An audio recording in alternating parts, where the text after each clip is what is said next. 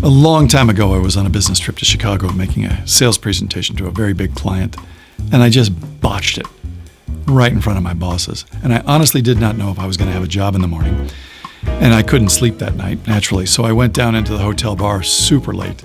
And it was just myself and this Polish bartender woman who had that look, tough, like she'd personally led a shipyard strike against the Soviets in the 80s. And this was back when you could smoke in bars, and so she had one going.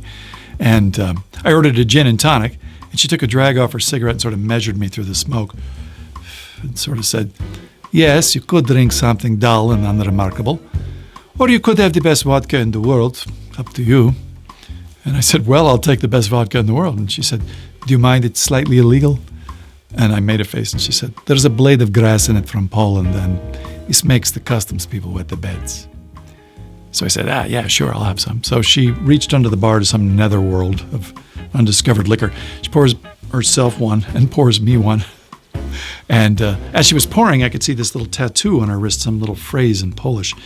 And this was a long time before tattoos were a thing. And it honestly looked like something you'd give yourself in prison. And I asked her what it meant.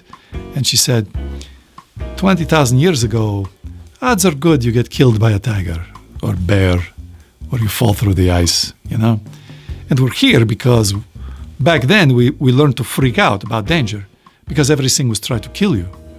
But 20,000 years later, we have a bad meeting, we freak out. But it's not going to kill us, okay? So he says, "Nie ma tygrysa." There is no tiger.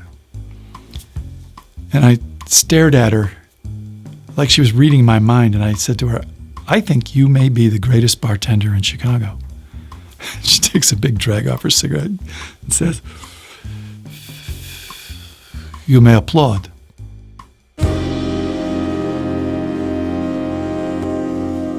Turns out later, she was not an employee of the hotel. She was just a guest like me. She'd come down for a drink and climb behind the bar.